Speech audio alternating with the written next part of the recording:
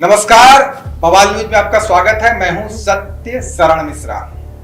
झारखंड की राजनीति में आदिवासी समाज के नेताओं की लिस्ट बड़ी लंबी चौड़ी है, लेकिन चंद नेताओं की ही पहचान देश और प्रदेश स्तर की राजनीति में बन पाई है। अधिकांश आदिवासी नेताओं का पॉलिटिकल करियर लोकसभा और विधानसभा क्षेत्रों से शुरू होकर वहीं खत्म हो गया, लेकिन शिबू सोरेन और बाबूलाल मरांडी जैसे नेताओं ने सालों संघर्ष कर झारखंड की राजनीति और झारखंड की जनता के बीच अपनी अलग पहचान बनाई।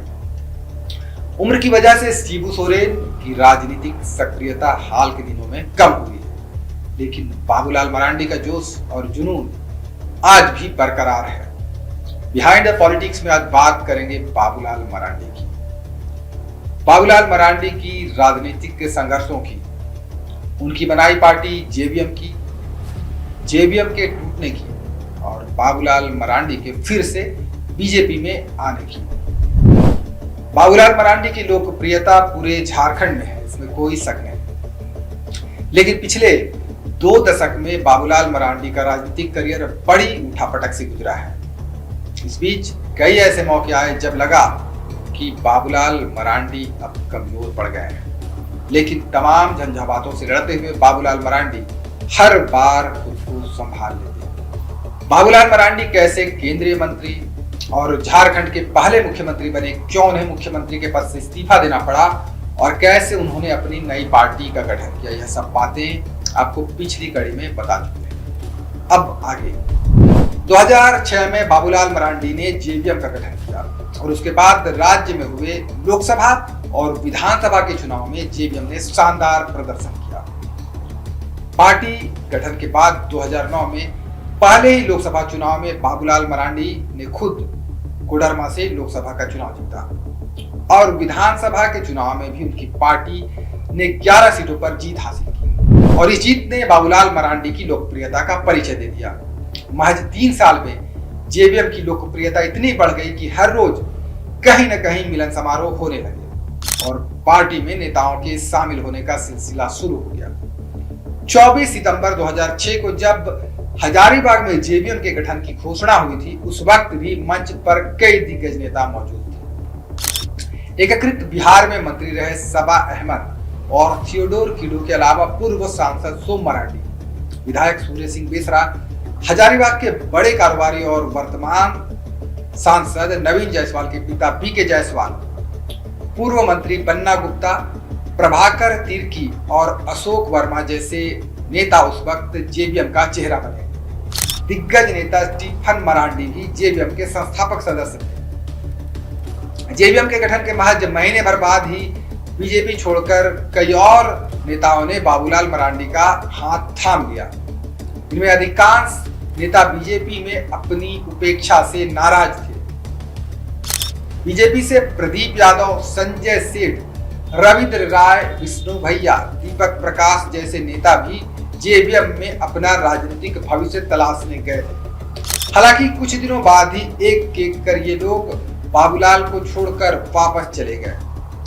जेवीएम जब लोकप्रियता की बुलंदियों पर था, तब समरेश सिंह, विष्णु भैया, अरविंद सिंह, सुधा चौधरी, अमित महतो, नागेंद्र महतो, निजामुद्दीन अंसारी, मिस्त्री सोरेन, बंधु तिर्की, राजा पीटर, सत्येंद्रनाथ तिवारी, चंद्रिका मेहता जैसे कई नेताओं ने झाविमो की शरण ली थी।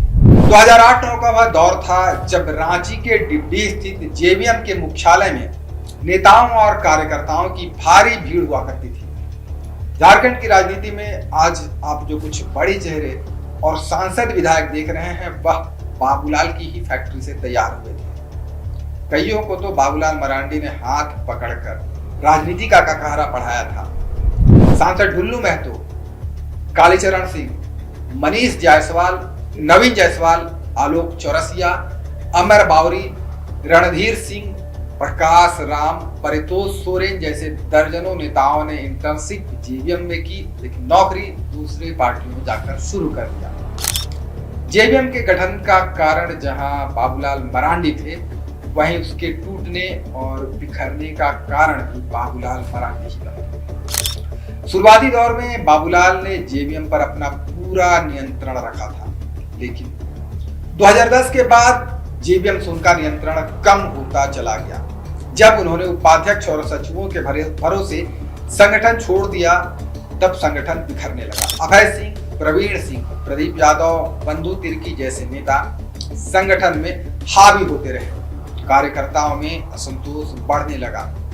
कई कार्यकर्ताओं ने बाबूलाल मरांडी से भी नेताओं की शिकायतें की, लेकिन बाबूलाल उस वक्त अपने कुछ खास लोगों पर आंख मूंद कर भरोसा कर बैठे थे। इन्हीं में से एक थे प्रदीप यादव। जेवीएम के कई नेता आज भी कहते हैं कि प्रदीप यादव की वजह से ही जेवीएम आज खत्म हो गया।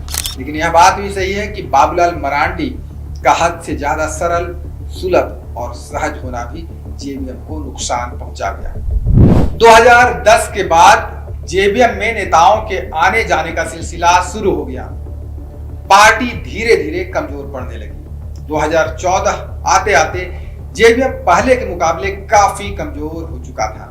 यही वजह है कि 2014 के विधानसभा चुनाव में जेवीएम की 3 सीटें घट गई और उसके पास बचे सिर्फ 8 विधायक। खुद बाबूलाल मरांडी भी धनवार विधानसभा सीट से चुनाव हार चुके थे। इस हार के बाद बाबूलाल पार्टी को संभाल पाते, उससे पहले ही रघुवर दास ने उनके 6 विधायक तोड़ दिए और उनके पास बचे सिर्फ 2 विधायक, प्रदीप यादव और प्रकाश राम।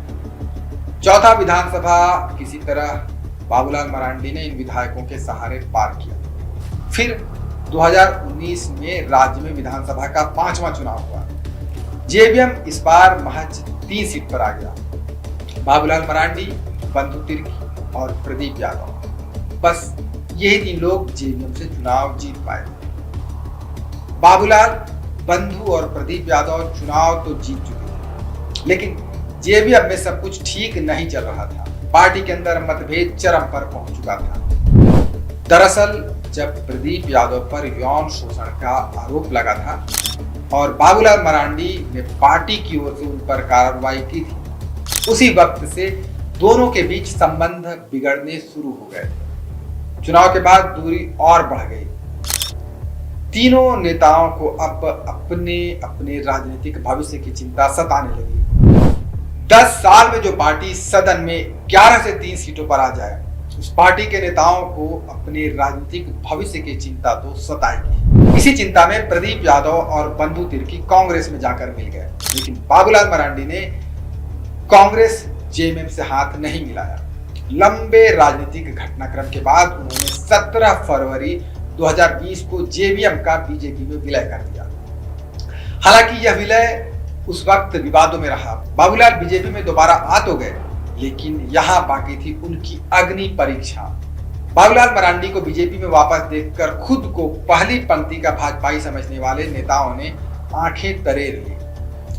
झारखंड में बीजेपी के 2 बड़े नेता अर्जुन मुंडा और रघुवर दास भी आलाकमान के इस फैसले से नाराज हो गए। पार्टी के अंदर गुटबाजी शुरू हो गई। अब संगठन में 3 गुट बन चुके थे, एक रघुवर का, दूसरा मुंडा का और तीसरा झाविमो से बीजेपी में आए नेताओं और कार्यकर्ताओं का। इसी बीच बाबूलाल मरांडी को बीजेपी विधायक दल का नेता चुना गया।